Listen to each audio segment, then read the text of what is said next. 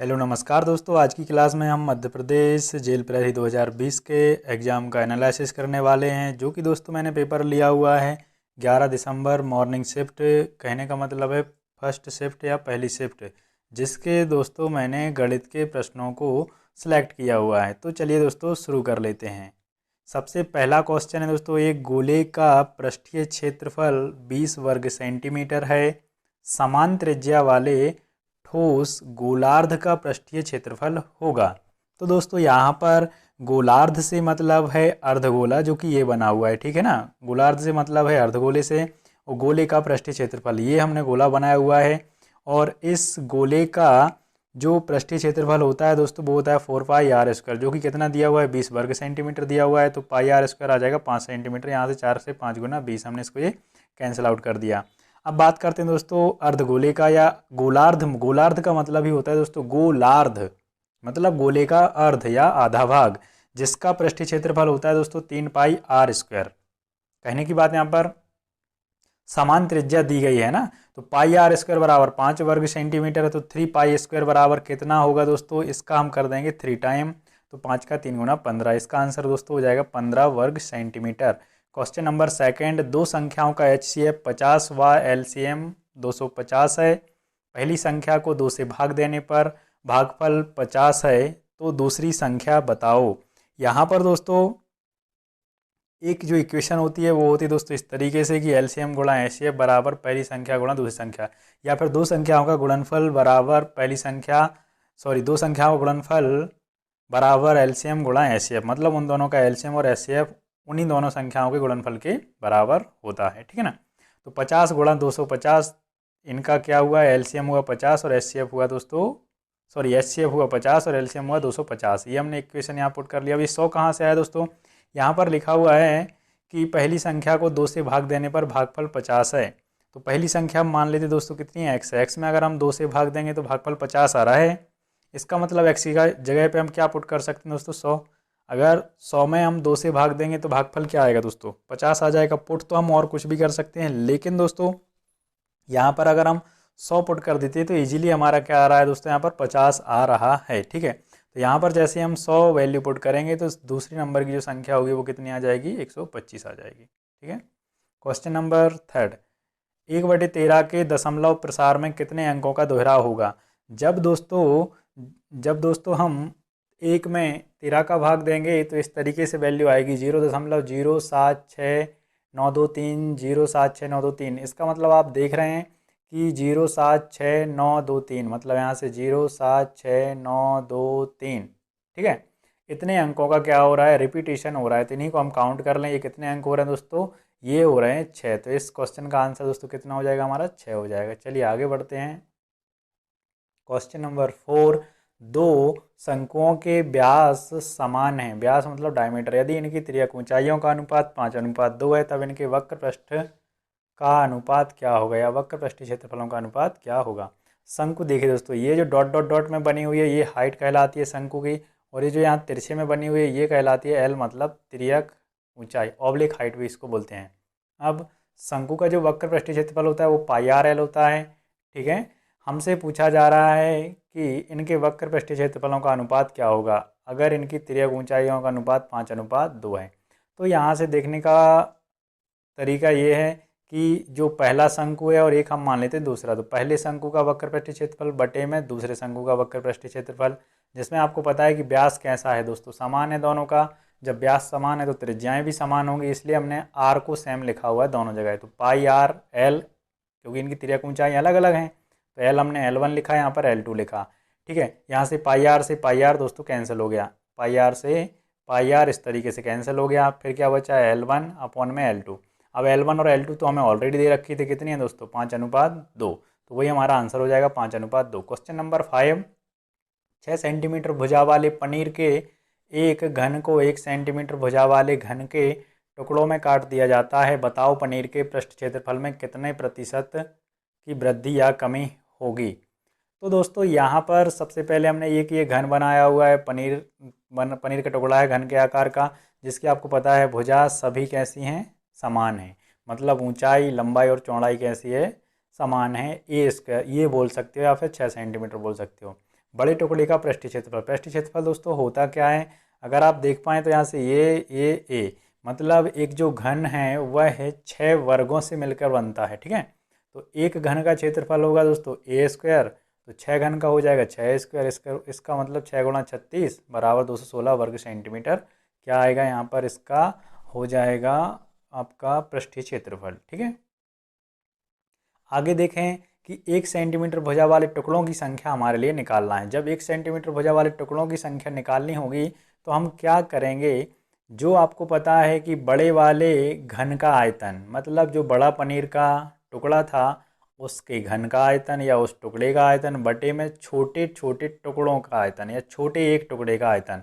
तो यहाँ से 1 सेंटीमीटर भुजा वाले टुकड़ों की संख्या निकालनी है, तो 6 सेंटीमीटर भुजा वाले घन में हम 1 सेंटीमीटर भुजा वाले घन के आयतन से भाग देंगे तो 216 आ जाएगा, ठीक है। आयतन इसलिए क्योंकि आयतन में ही बांटेंगे, अगर कोई ठोस चीज़ है तो उसको काट रहे हैं तो आप उसके वॉल्यूम में उसके लिए कट कर रहे हैं, ठीक है। तो यहाँ हमें देखना है कि तो 1 सेंटीमीटर भुजा वाले एक टुकड़े का पृष्ठीय क्षेत्रफल, 1 सेंटीमीटर भुजा वाले एक टुकड़े का पृष्ठीय क्षेत्रफल कितना हो जाएगा दोस्तों, वह है फिर वही बात है कि 6a स्क्वायर, मतलब 1 सेंटीमीटर क्या है उसकी भुजा है छोटे वाले टुकड़े की, 6 गुणा 1 मतलब 6 सेंटीमीटर स्क्वायर हो जाएगा एक टुकड़े का छोटे वाले का।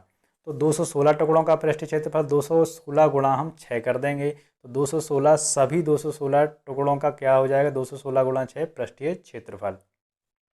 अब हमको वृद्धि या कमी देखना था दोस्तों, यहाँ पर वृद्धि ही होगी क्योंकि आप देख रहे हैं कि जो यहाँ पर पुराने या बड़े टुकड़े का पृष्ठीय क्षेत्रफल 216 वर्ग सेंटीमीटर है और जो छोटे टुकड़ों का सभी का 216 छोटे टुकड़ों का पृष्ठीय क्षेत्रफल आया हुआ है वो है 216 गुणा 6, मतलब 216 216 दोनों में कॉमन है, यहाँ पर 216 गुणा 6, 216 गुणा यहाँ पर 1 है, 216 गुणा 6 में से 216 गुणा 1 घटाओगे तो क्या आएगा 216 गुणा 5, मतलब 216 216 सेम है तो 1 से कितने की वृद्धि हो रही है दोस्तों 5, ठीक है। पहले कितना था 216 गुणा 1 था, बाद में 216 गुणा 6 हो गया, मतलब 216 गुणा 5 की वृद्धि हो गई। जब 216 गुणा 5 की वृद्धि हो गई तो इसका मतलब है सीधा सा कि 1 पे 5 की वृद्धि हो गई, और जब 1 पे 5 की वृद्धि हुई है तो 5/1 गुणा आप जब 100 करेंगे तो कितना आ जाएगा दोस्तों 500% की वृद्धि आ जाएगी, ठीक है।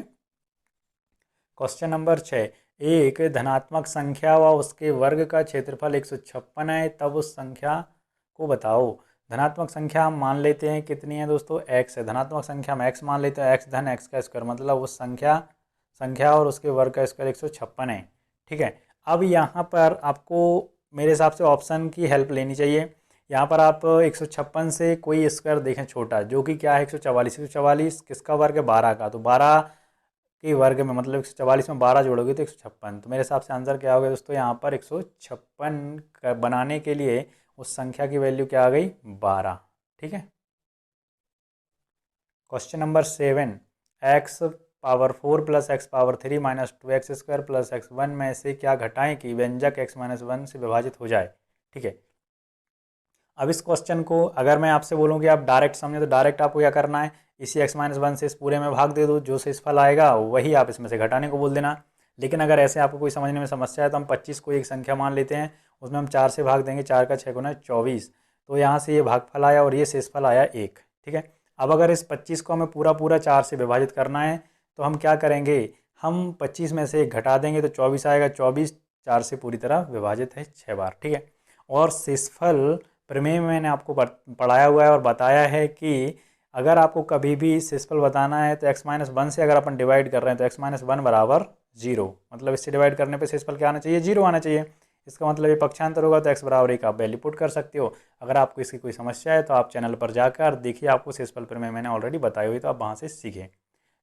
तो अब हम क्या करेंगे दोस्तों, हम वैल्यू पुट कर देंगे इस इक्वेशन में, 1 x की जगह कितना मान पुट कर देंगे 1, सब जगह अपन 1 वैल्यू रखेंगे तो लास्ट में बचेगा 2।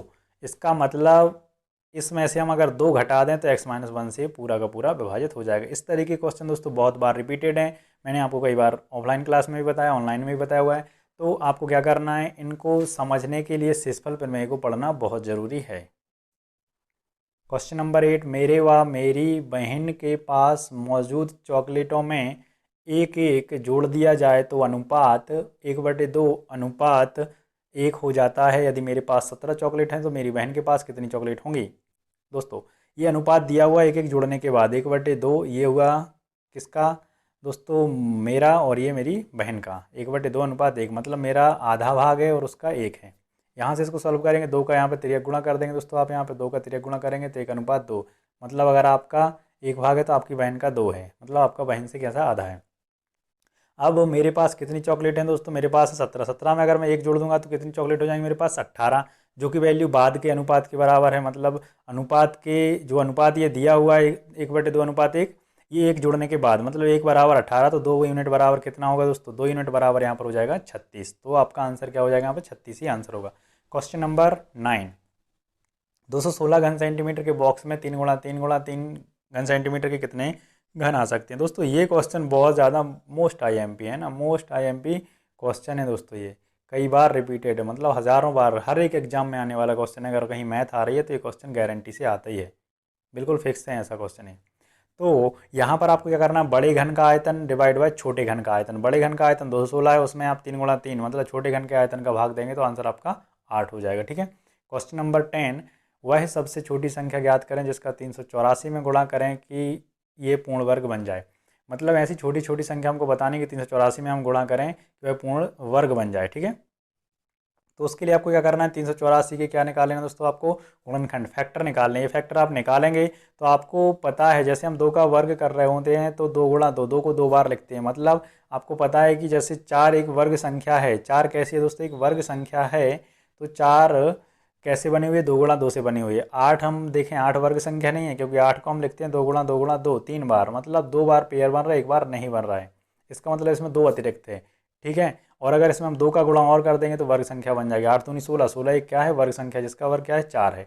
तो यहाँ पर हमको ये देखना है सीधा सा कि पेयर कितने नहीं बन रहे हैं। पेयर कितने बन रहे हैं, यहाँ पर 3 पेयर बन रहे हैं, 2 व 3 का पेयर नहीं बन रहा है। तो 2 × 3 का हम अगर गुणा कर देंगे इस संख्या में, मतलब 6 का, तो क्या होगा, यह संख्या पूर्ण वर्ग बन जाएगी, मतलब 6 इसका आंसर होगा। ठीक है। क्वेश्चन नंबर 11, यदि 2 पासों को एक साथ फेंका जाए तो दोनों पर विषम आने की प्रायिकता बताइए। बहुत अच्छा क्वेश्चन है दोस्तों।